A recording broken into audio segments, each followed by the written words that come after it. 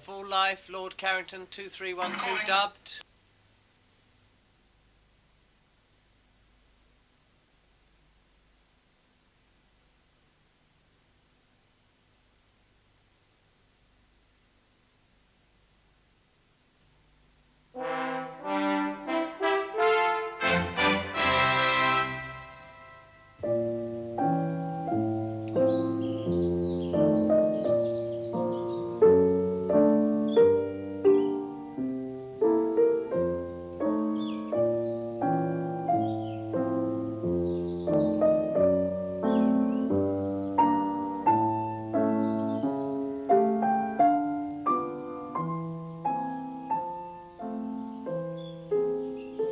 Much of Lord Carrington's life has been spent dealing with Britain's relations with the rest of the world, most notably as Defence Secretary and Foreign Secretary. He was educated at Eton and Sandhurst and had a distinguished war career, winning the Military Cross after taking the bridge at Nijmegen. But he left the army in 1946 to take his seat in the House of Lords. He rose to high office in the Conservative Party and the government, but he lives and farms in Buckinghamshire, and that is where we talked. Lord Carrington, is Carrington the original family name? No, of course not. My original family name is Smith. My ancestor formed the first provincial bank in England, in Nottingham, in about 1640, around about then. It's called Abel Smith. He did it in rather an odd way, though, didn't he?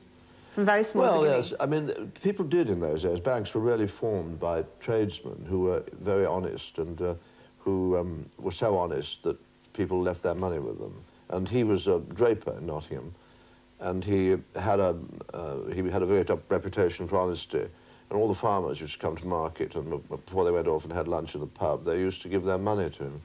And he decided that if he had all this money, he might make a turn on it. So he started a bank, which was the first provincial bank.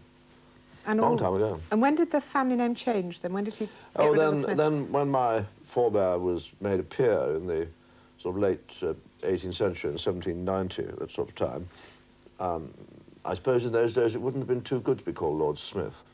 And anyway, I suppose he felt that he ought to change it, and so he changed his name to Carrington. I rather regret it, I must say. Quite proud of the Smith? Oh, yes, but and we're an enormous family. We have a family lunch every year in which, in the city, in which all the Smiths who are descended from that chap are entitled to come, all the male descendants, very chauvinistic. All the male descendants are allowed to come, and I don't know, about 50 or 60 turn out. It's not bad. It's an Irish peerage, isn't it? Well, the original one was Irish because in those days, the Irish was a sort of second-class peerage. You weren't entitled automatically to sit in the House of Lords. You had to take you were elected, as the Scottish peers were until quite recently. And so it was not the sort of, it was considered not to be terribly, I mean, it was all right, but it wasn't as grand as an English one. You got an English one about a year later. By the time it came down to you, you had quite a conventional childhood in the respect that you went to Eton and then you went on to Sandhurst. How much did you lose, do you think, by knowing what your expectations were going to be? Well, I mean, I don't think, it in a sense, in those days, it was quite a long time ago, I mean, the people who came from that sort of background did that, except that most of them didn't go to Sandhurst, they went to Oxford or Cambridge. It didn't make very much difference to me because the war broke out and it wouldn't have made make any difference whether I was Sandhurst or Oxford. But I don't honestly think it made that much difference because that's what people did. I think it's different now. I think that the whole, whatever it is, 40, 50 years ago, I think the whole thing's moved on. But you did have the silver spoon? Yes, and that's right. And there was a great inequality of opportunity at that time. And people could go to universities, not so much to Sandhurst. You actually had to pass an exam, not a very difficult one, but you had to pass the exam to go to Sandhurst. And you had to pass the exam to go to Oxford and Cambridge. But if you had the money, there was obviously very much better opportunity. Yes, I agree with you. I think that very much righted itself, and so it should have. Why did you go to Sandhurst? Because my father told me, he asked me when I was 17 what I wanted to do, and I said, well, I don't really know. And he said, well, you better go into the army. And I was so cross at being told to go into the army, which I didn't particularly want to do, that when he said, would you like to go Oxford or Sandhurst, I said, if you send me into the army, I might as well do it properly. But as I say, it wouldn't have made any difference because the war broke out and I'm going to be in the army anyway. But you were a regular soldier, and presumably, once you were there, enjoyed that. Oh, yes, I enjoyed the whole thing very much. But it's a great mistake to go into things and not enjoy them, and you've got to make the best and the most of what you happen to be doing at the time. I quite enjoyed the very short time before the war when I was a regular soldier. And the awful thing to say is, apart from the bits when times when one was rather bored or rather frightened, the war was enjoyable in a way because you made so many friends and you lived in a sort of spirit of comradeship and friendship at a time when all of us felt that there really was a purpose in what we were doing, and it was an exciting and stimulating time. 1946, you took your seat. Yeah. Maiden speech on agriculture. Well, I inherited some agricultural property, and the first thing that I did after coming out of the army was to join what was then called the War Agricultural Committee, which, looking back on it, was a very nosy committee, which told everybody in your county how to farm and went round to see who were doing it and seeing the landowners were putting the right buildings up and so on. I mean, incredible, really, when you look back on it, the interference with personal liberty. And I suppose it was necessary during the war because we were so short of food, but it progressively became unnecessary as the peace broke out. Though, if you remember, now you won't remember, I'm much too young, but in point of fact, we did have a shortage of food after the war than we had during the war, so it was still necessary then. And so that's really how I became involved in farming. And then in 1949, I started farming here, a long time ago. In this very, This on farm, this yeah. land? It's got much bigger. I mean, it was totally quite small then, but it's now much bigger. How big is it now? The farm is about 1,000 acres, which is quite, for England, quite a large size. It's not for East Anglia, but for this part of the world, it's quite a big. What do you farm here? Oh, it's cereals and beef, and we have some sheep. You must come and look at it.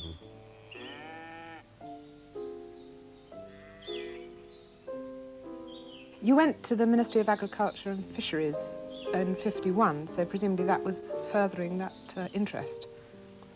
Well, I mean, I didn't choose to go there. I mean, it so happened that I was asked to go there because I obviously had some little knowledge of farming. In those days, they had a parliamentary secretary and under secretary, one in the Lords and one in the Commons. And Dick Nugent, who is now in the Lords, was the one for the Commons, and I was the one for the Lords. And he was the National Farmers Union. I mean, he'd been deputy chairman, and I was the chairman of the Country Landowners Association. And we looked at each other for a long time with the gravest possible suspicion. And then, after a bit, I realized that he was a splendid chap, and he realized that I wasn't quite as awful as he'd originally thought. And we became very fast friends. And I discovered, about 10 years after this, when we'd all gone to do something else, that he and I had the same birthday. And, the same day on which our birthday was. And every year since then, we've celebrated our birthday by going to Glyndebourne. We still do. He's now even older than me.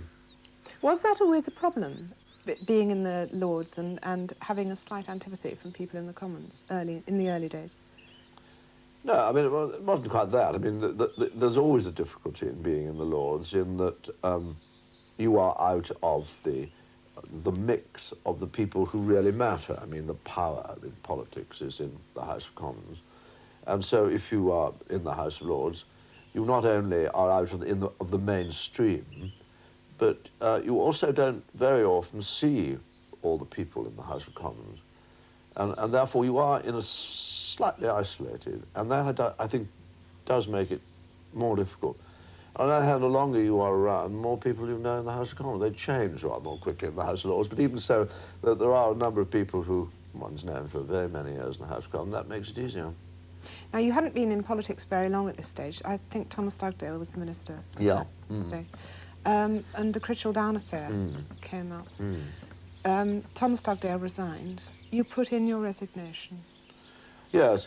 As a matter of fact, the Critchell Down affair was an exact example of what I've just been talking about, which was that wartime habit was to interfere with people, and that the essential was felt to produce food at the expense of the individual liberties of the farmer, landowner, whoever.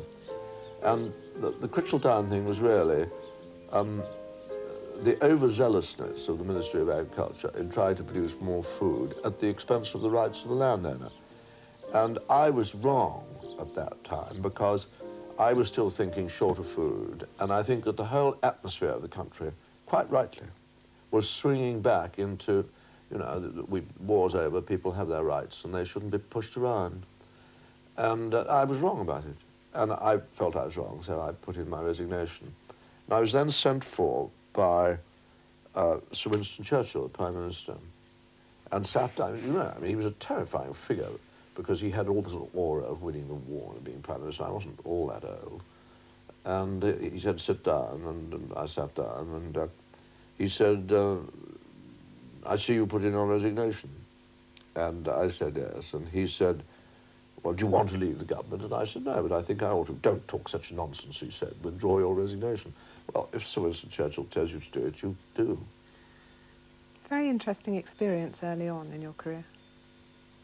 Yes, not very agreeable. I know. One's life is always made up of ups and downs, and that was a fairly big down, really, but largely because I think I really was wrong about it. And curious enough, Dick Nugent, who I've just been talking about, was right about it, and I was wrong. Your political career then turned in the '64 election, but before that, in '63, you'll have to tell me exactly what happened because I'm not sure. There was a chance for peers to announce their peerage for 1 year. Yes, they passed a bill, an act, that enabled those who were sitting in the House of Lords to give up their peerages, provided they made up their mind within 6 months. And two did. I mean, two Conservatives did, in the shape of Lord Hailsham and Lord Hume. And I didn't, which is the next question you're going to ask me, obviously. I'll tell you why I didn't. I didn't because I thought that a stampede from the House of Lords, I mean, Lord Hume, Lord Hailsham, I mean, you can't all leave and try and get seats in the House of Commons. It's fairly ridiculous. And the other reason I didn't do it was that I have never wished to be Prime Minister. And I've never wished, as far as that goes, and just as well for you that I haven't, to be Chancellor of the Exchequer, which I managed frightfully badly. And so the only thing that I really wanted to do was, I mean, to be either Secretary of State for Defence or Foreign Secretary. And you could do that in the House of Lords, and I thought it was unnecessary to go into the House of Commons. Let's look at Rhodesia and Zimbabwe, because that came quite early on when you were Foreign Secretary. And that was an interesting stage of your career, because you pulled off something that, well, people said that nobody but you could have done it. No. In international affairs, and I suspect not just in international affairs, there's always a time when some solution can be arrived at, when all the people concerned, for one reason or another, are looking for a solution. And sometimes one can so arrange it that people are prepared to accept a certain solution. In the case of Rhodesia, it was quite clear that all the parties, probably Mr. Mugabe's party less than the others, were anxious, for one reason or another, to get a settlement. The Rhodesians, the white Rhodesians, Mr. Smith's people, were having a pretty rough time. There were an awful lot of casualties. They were having great difficulty with the economy because so many of the whites were called up to fight.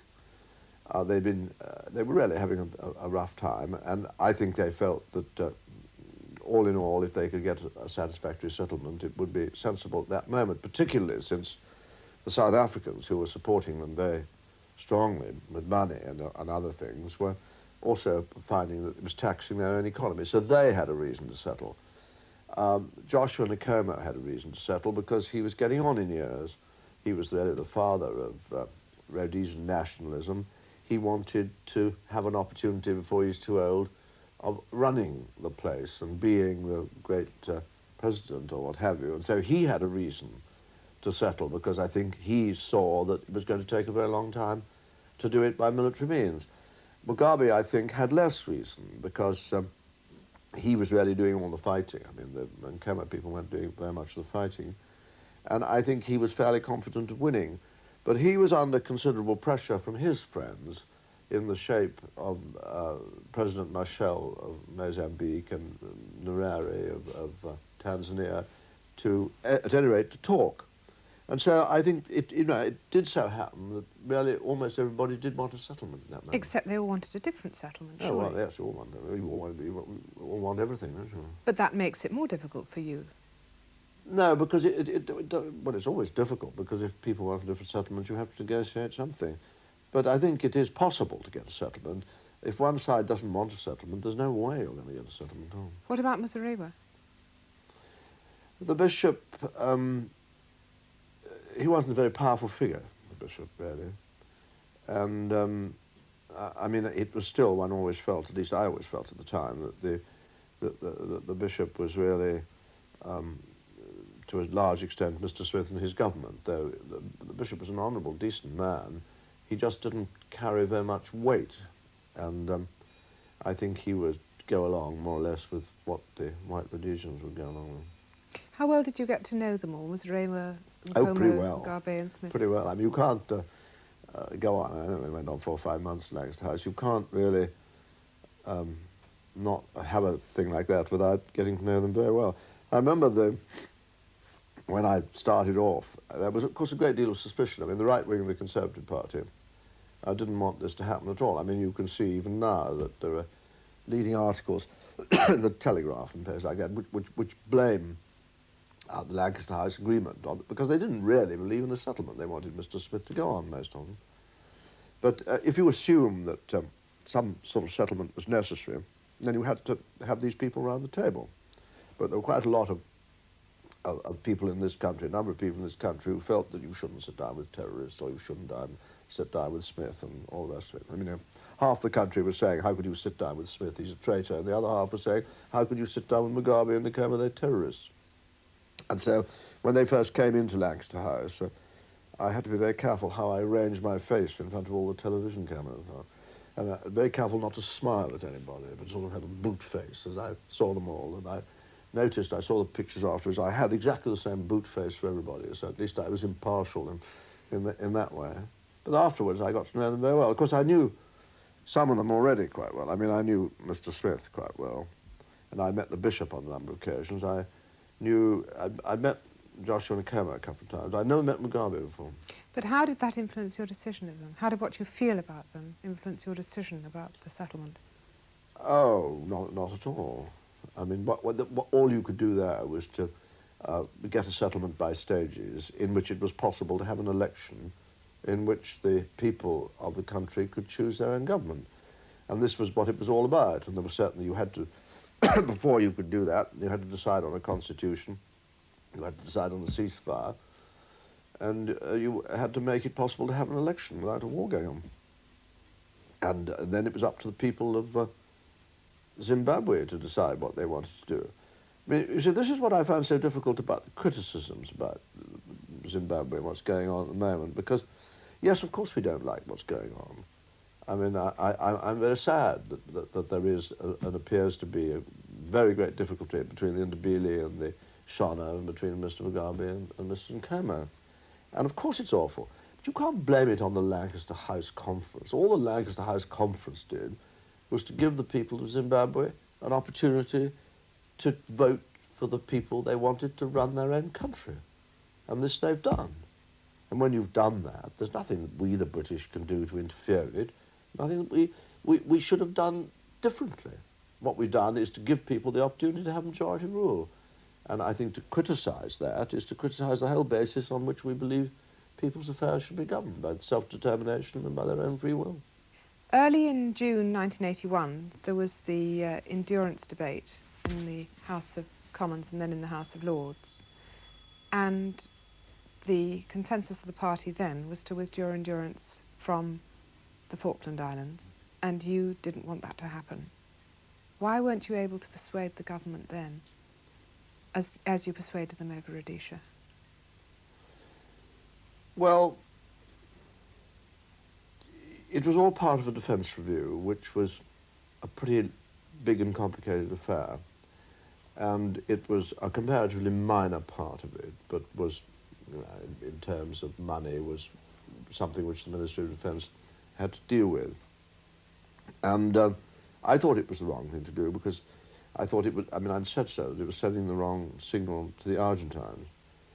But the problem was that there were a lot of other things in that defence review which were extremely controversial. I mean, and in terms of the security of this country, more important. And it was, in a sense, a package which was arrived at, which everybody accepted, albeit a lot of people reluctantly for different reasons. I think once you start removing one bit of the package, because one minister happens to think that one bit of it is wrong, I think all bits of it start coming apart. And I think that the reason for that was that they didn't think at the time that the Falkland Islands was in the front line, I mean, in the sense that there was any immediacy and immediate danger to the Falkland Islands. No, I didn't, nor was there at that time.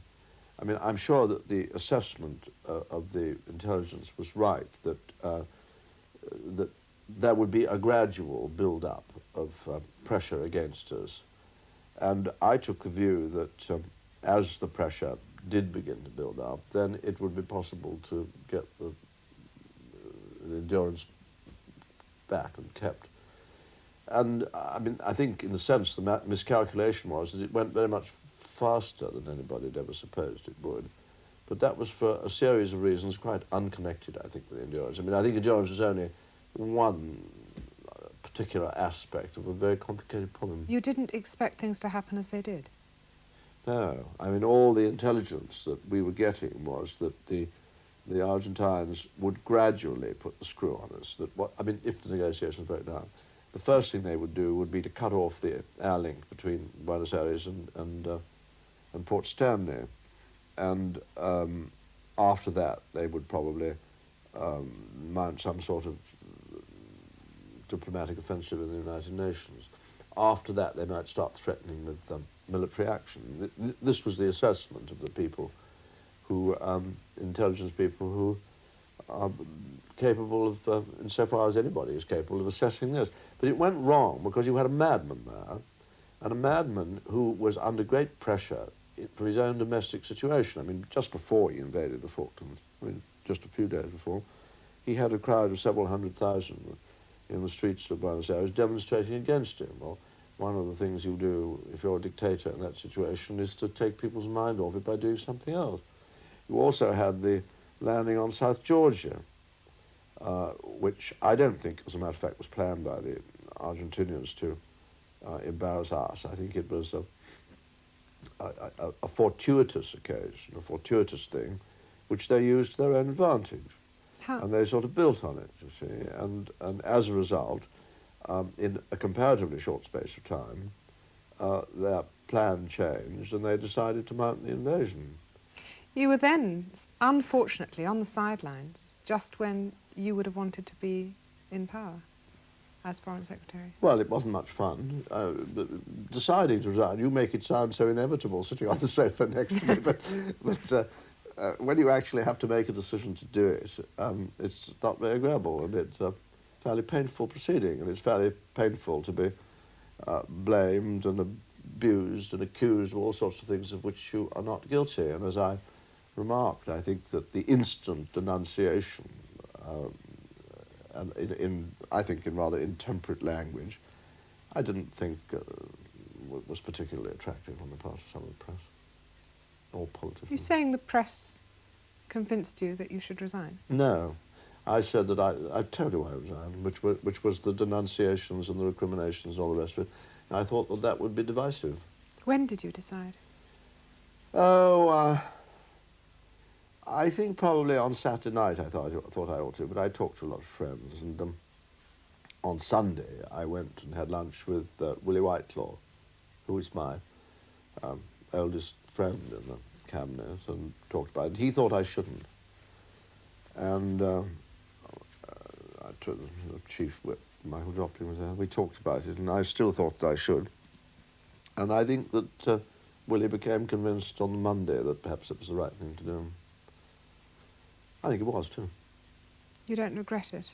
Well, I regret the whole thing, but I don't regret what I did in that sense, no. Not a bit. If you were asked to go back, would you? Look at me, I'm much too old to go back. Oh no, And, come on, seriously. Well, I'm quite old. I think that, anyway, you've got a very good foreign secretary, so they don't want me. What about the role of the Foreign Office? I mean, it was really put to the test at that stage. Did it come out lacking? No, I don't think it did. I think it actually proved to be right. I think that you know, if you're going to apportion blame for what happened, I think the politicians are much more to blame than the Foreign Office.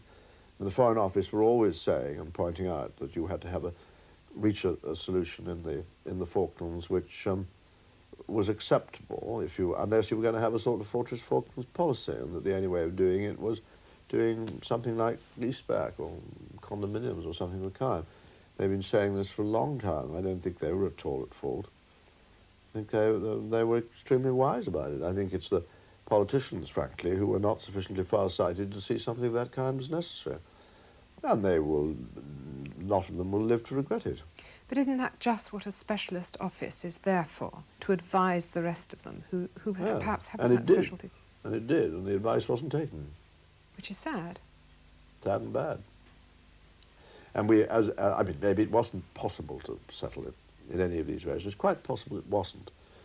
But at any rate, it was worth trying, and would have avoided us getting into the situation which, from no fault of our own, we're in now, which is Fortress Falklands, which for 20 years we've been trying to avoid.